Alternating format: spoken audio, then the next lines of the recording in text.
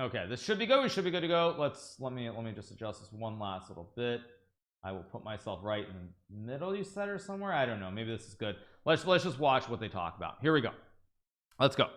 Volume should be up, and away we go. What do they talk about? And the second one, another question that arose on Twitter was obviously the dress code violations. I think it was Anna Maya that got, who is a streamer as well, personality within the chess world. She got somewhat flagged by the I don't even dress code brigade. I don't know how to call that.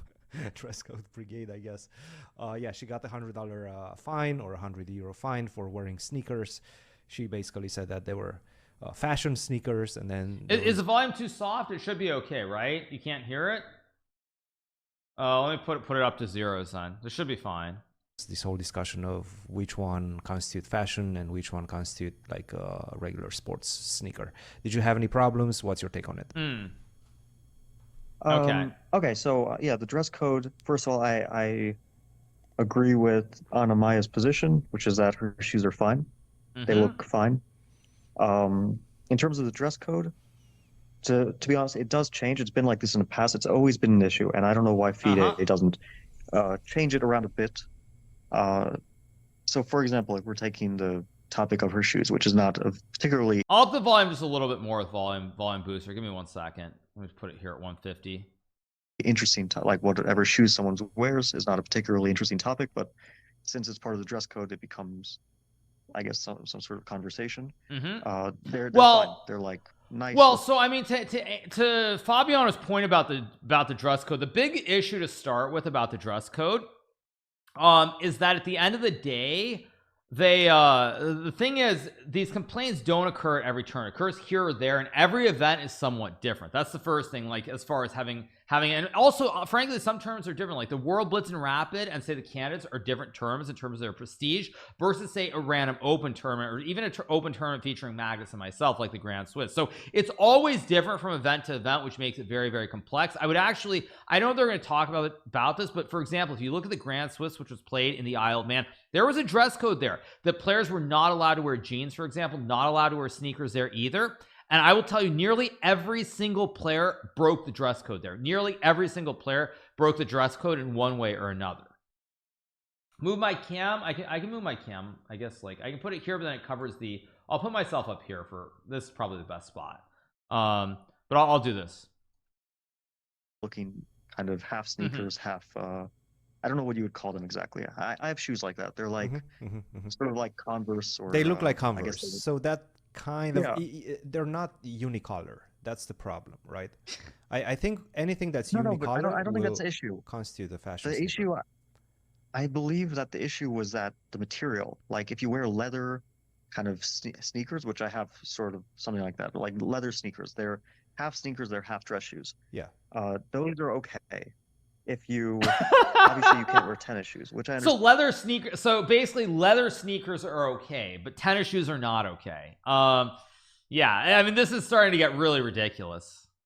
Okay, you don't want like dirty shoes. I still don't think it's like a big deal because nobody even sees the shoes. Like people are playing, you don't see under the table, you don't see their feet or their shoes. Right. True. So it's kind of, I don't even understand why the like footwear is even an issue. But okay, if they want to ban sort of dirty tennis shoes or running sneakers, yeah, okay, whatever. But these look nice, and also I don't see the problem with allowing people to show off their personality a bit through what they wear. Everyone likes different sorts of styles, so it's better to do that than to have a kind of uniform look where the guys wear, you know, a suit, a black and white suit. I mean, a black suit and like a white T-shirt, like they're going to an office. They're going to sit behind a cubicle, and the women wear, I don't know, like black heels or some kind of black loafers or something, and a black. Yeah, it's. I'd prefer to have something where you're allowed to show your character a little bit. You don't wear bad stuff. You don't wear torn clothes, but you wear something that looks good.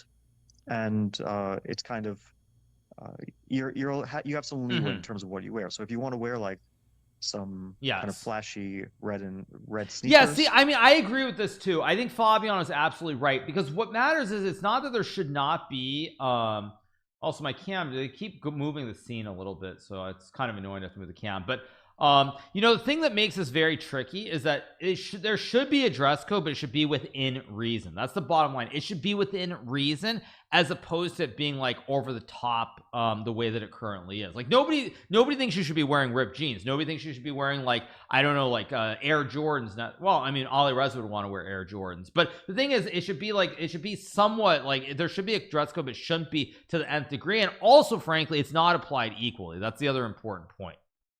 But that they're like well maintained and they look good, then sure, you want to do that. If you want to have the really formal kind of, you know, black tie, then sure, do that. Mhm. I think they could definitely loosen it up and maybe do a little bit more case by case. So, of course, no like torn clothes, no dirty clothes, and yeah, I would say that their priority in terms of like fining her, even if it's sort of laid out in the rules. Yeah, I would have been more easy on it if I was them, if I was FIDE. Yeah. And the other thing is, it's always a bit confusing because, for example, Anish showed up in a hoodie. Not to call it Anish, but I mean, I think other people did too. And hoodie's okay. A hoodie is okay, but a hoodie is more casual than what she was wearing. Right. Oh, for So I sure. don't really. Yeah, she it's was kind- wearing a dress outside of those sneaker shoes or whatever shoes. But they allow hoodies for some reason. It's Yeah. like Right. some. I don't understand the concept. It just doesn't He's really right. seem consistent or logical. Yeah, in full transparency, I'm actually part of the Athletes Commission who decided on that. But the meeting that decided that I was actually not a part of because I was in Toronto during the Champions Chess Tour. I think that's when it was decided. But of course, my take is a little bit different than Also, yours for the simple fact that I understand the idea of showing. Also, just to pause it one more time quickly, there's also a problem here. When Christian says that he's on the Athletics Commission, there's a big problem that, unless I'm mistaken, there are no top level players on that commission. I don't think there are any players over 2,700 who are on that commission. So basically, it's a commission that's deciding for the top players in these super prestigious competitions who are not actually part of the competition themselves, which I think should be addressed as well. Now, I could be wrong. Maybe there is someone on that commission, but I'm fairly certain that, like, if I look at Fabiano, Magnus, myself, Nepo, etc., none of us are part of the commission which makes those decisions. Personality, but I also want it to look like a world championship, and I want players to represent their countries, their sponsors, and also look good and also show their personality through that. That's what I hope to somewhat, achieve. I hope FIDE will be able to achieve that. I don't want everybody to just be wearing whatever they want. A sponsor, yeah, let's see what's said. Because in essence, it is a world championship, and I want it to look like a world championship. Like, I don't mind jerseys. I know that jerseys right now, for example, are prohibited, but as long as they're jerseys that, have a sponsor on them, you represent something. You're bringing something to the table. To a world championship, because I see that in esports all the time, right? Everybody has uniforms in esports, especially when they play a big tournament. And if we want to compare ourselves to any other sport, uniform is a little bit questionable. I mean, they wear like a jersey and then they wear like their black jeans or whatever usually. So it's a little bit questionable when he says that. Also, I would say the notion of representing your country. I'm gonna give you guys one fun story. So last year when Fabiano and I played, I think Fabiano finished second in the Rapid and I finished second in the Blitz. And people put flags on our chairs, and Fabiano and I were talking to each other and we were like, what is this nonsense? Like, this nationalism or representing your country, like, nobody cares at all about that. So like, this representing your country, I mean, the only tournament where that applies is a chess Olympiad.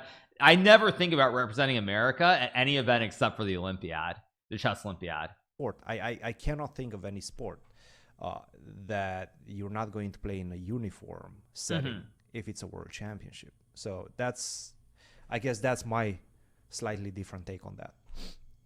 Okay, but I agree with you, but I come to a different conclusion. Like, first of all, I think that it's good to show sponsors. I think it's good to have the companies that are supporting chess present, but I don't see what that has to do with shoes. For example, like, you can wear your shoes and then you have your sponsor logo on your jacket. Like, I don't see the connection between those two shoes things. are a little bit different. Yes. So that's one thing. Or even jeans. Like if I wear, let's say, nice jeans, which Yep. are not allowed, jeans are not allowed. And then on my jacket, there's a sponsors and so on, whatever I'm, for example, I would have the St. Louis Chess Club, right? I represent the St. Louis Chess Club. So, but the other thing, which is important, I think even more relevant, is that FIDE is requiring anyone who shows off a sponsor to put in, as compensation for even being allowed to show their sponsor, to put in some sort of like community work or whatever you call it, which is basically you commit yourself to a few hours of like online lectures or interviews or whatever they want. Really? Okay, that's silly. Absolutely. That's silly. So, yes. okay, they've been doing this for years. And as Fabi says, he's right. This is nothing new. This is how FIDE works, and this is a big problem that FIDE is allowed to do this, because as I said earlier in the stream, the problem with this notion is that FIDE is not paying us, and this is why I talk about a players union or association or whatever you want to call it being really, really important going forward, because FIDE is basically telling us what to do, even though they're not actually paying us. They're putting together some of these events, but they're dictating the terms, and that should not be allowed under any circumstance. And Fabiano is not the only player where this is the case. I know for Anish and Vidit as well, again, not to call them out, but I know that for both of those players, they were under the same situation. Very specifically in regards to the FIDE Grand Prix in the past. So this is nothing new whatsoever. I've quarreled with them a little bit over this. Like, I mean, not majorly, but because at some point I had like my sponsor, at some point I was sponsored by Intel, by another company, a biotech company, and by the St. Louis Chess Club. So I had these on my jacket. And then they told me, like, we didn't kind of approve these sponsors, and now you have to pay a fine, which finally we worked something out. Like, see, exactly. Now FIDE is like, no, we have to approve what you can wear. We get to approve what you do and what you don't do. And that's the problem with the situation as well. As you see Fabiano here, FIDE is like, no, FIDE basically reserves the right to not approve it. And if you don't do something for them, then you can't do it. So this is why FIDE is not actually forwarding chess to some degree, because this is very standard for FIDE. They will basically tell you have to do this. We have total control. And because there's no players union and all the players are unwilling to like basically stand up against something, then FIDE can do this. That's the problem. The players are not able to work together to force FIDE to kind of have to change their ways. And for example, last candidate, I wore the St. Louis Chess Club logo, and I had to do something in return for that. And what I did was they wanted me to be a model, if you want to call me that, for some of their new merchandise. Like there was a photo shoot in this tournament, in fact. So they waited a long time. Yes, I was actually about to ask you about it. Why do you think I did that? I'm not going to do that. But they have a few hours of my time. So they said, you do this and you're good. So I did it. Amazing. It was like 30 minutes of kind of awkward photo shoot with 3 other players. Vidit. He had to do it, of Vidit course, was for the one same player. reason. There was this this new commentator. Charlize. Charlize Von Ziel. I might be pronouncing it wrong. She's doing the social media here. She was also doing the close. And then another player, Pecheva. Yes. Pecheva. Yes. From Bulgaria. Bulgaria, yeah. So it was the 4 of us. And the way they did the photo shoot was, I mean, we had like a photographer who was giving us all sorts of interesting commands. It ended up being very, very awkward. But okay, I did that. That was because of the because I wore the Kansas logo in 2022. That's funny. So I really don't think that FIDE should be doing this, because they're discouraging people from wearing logos. And wearing logos is good for everyone. It's good for me because I can represent whoever I'm representing, whether it's the St. Louis Chess Club or a company that sponsors me. And FIDE gets recognition because suddenly you have these companies that are visible in their broadcast, whatever it is. Intel, let's say Hikaru has his esports or whatever other company that sponsors him. This is like just good brand recognition. It benefits everyone involved. Yeah. Anyway, that's my little rant about that. I don't think they're going to change it, but I do think that they should not have requirements for this. Yeah, we'll leave it at well that Okay. because I know you have a Bliss tournament to catch up with. Yeah, but see, this is the most important point that I'm gonna mention this. I mean, this is the most important point about it, is that if the players all got together and formed an association, they told FIDE you can't do this, FIDE would have to cave on the issue. The players don't understand the value that they have, and how if they don't play, as far as events like the candidates, or even frankly the World Rapid and Blitz, FIDE would not be able to dictate this. The players are not replaceable. If you had a candidates tournament where Fabiano and I are not playing, or even Vidit or whomever else, if all 8 of us got together and said that we're not going to play if FIDE has these rules, FIDE would have to bend. They could not hold a candidates tournament with 8 other players, because the outrage and the lack of interest would not be acceptable to the general public whatsoever. So that's why, like, when Fabiano says they're not going to change it, he's right, but he's also wrong at the same time. He's right from the standpoint that they're currently not going to change it, but if all the players got together and they basically stood their ground, FIDE would change it. They would make changes. So why don't you guys do that? Because first of all, it's not my responsibility. Secondly, it's on a lot of players who are going to be playing chess for the next decade or 2 decades, players like Prague and others who are very young. Those are the people who are going to have to make these changes and lead chess in a better direction down the road. Someone like me, like, I'll be playing chess for a bit longer, but I'm not going to be playing chess for another decade or 2. So, like, it's not really my responsibility to do this, but I do put the point out there, and I do think that for the players, they need to. We're trying to have it both ways. What do you mean? Have it both ways? How is it good if you how is it good? How is it good? I mean, how is it good? Just tell me. How am I trying to have it both ways? I just want to hear how I'm trying to have it both ways. Like, what do you mean by that specifically? Like, I want to understand what you're saying. How am I trying to have it both ways? Exactly. You can't put the responsibility on other people. Well, I mean, the thing is, and I'll give you another example about the whole situation, is like, I'll give you an example. The Grand Swiss, there were several things I didn't like at the players meeting about what was going on, and I basically, like, I stood up, I raised some questions. But when I'm raising the questions and no one else is willing to, like, actually, like, ask questions as well, it's a problem. So, like, the thing is, like, I can always make a stand, but it's about the other players who have to stand up and make a point too, as opposed to just me. And I am very clearly stating what should happen here. And make no mistake, like, here's an example. Say I tell FIDE, like, hey, your dress code is garbage, I'm not going to play the candidates. They're basically going to tell me or Fabio, okay, fine, we'll just have someone else play. But if all the players were to say that, they could not do it. That's the thing. That's the point, actually. If all the players stood up and together basically said we're not going to agree to this, and they're not asking for something absolutely insane, of course, then FIDE would have to change. They would have to change their stance. But the problem is, because chess is a zero-sum game, someone wins, someone loses. All chess players at the top are somewhat paranoid about each other and who's trying to do this, do that, whatever it might be. Players are trying kind of to they're always very suspicious of what people are doing and thinking that it benefits someone as opposed to benefiting everyone as a whole. So I do hope that they didn't change from Magnus. Is also, well, that's a whole different topic for another day. But I do think that for the players, if like all the players in the candidates stood up and said something like, as far as sponsors goes, like, you let us have a sponsor, we'll all drop out, FIDE would have to change on that topic. They would. So yeah, I do think it would work, but at the end of the day, the players, it's on the players to be capable of separating, like, the competitive side of it from, like, things that are just good for chess as a whole. And I'm not sure that's going to happen, but one can hope that it will. But who knows what will happen. Who knows? They have access to Vishy, who is high up in FIDE. Yes, that's true. It's fair to say you leading it would actually be the biggest impact. Well, but the problem with me doing it is that everyone's going to assume that I'm doing it for, like, personal motives as opposed to try and further chess. Everyone's gonna be like, well, you're doing it because, like, you want something to benefit you for the next couple of years, and then you're just going to dip out. Like, that's why I don't really think I'm in the position to do it, because that's what everyone's going to say. They're going to be like, well, he's doing it because it's going to benefit, like, himself, and then of course he's going to dip in a few years, and, like, then it's going to screw over everybody else.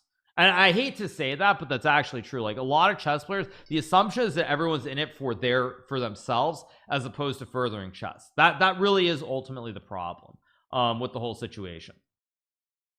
Why do you care what others say? Well, I'm explaining sort of why, if I were to try to do it, there's going to be a lot of people who say, well, he's doing it for this reason, why it wouldn't succeed if I'm the one trying to lead that change. But we'll see. But ultimately I do agree with what Fabian was saying here. I think it's very disappointing to see that basically it's like it's one of these like really kind of sick quid pro quos where it's like you have to do this in order for us to let you even show your sponsors, which of course is very bad across the board. So yeah, it is what it is. Why am I so insecure? I'm not insecure. What do you mean I'm insecure? I'm not the one who's insecure, but I mean I can see there are a lot of trolls here who are trying to start something. So all right, you guys, we're gonna move on from this, and we will get back to the chess, which is starting right now, and I will wrap it up right there. So we'll be continuing.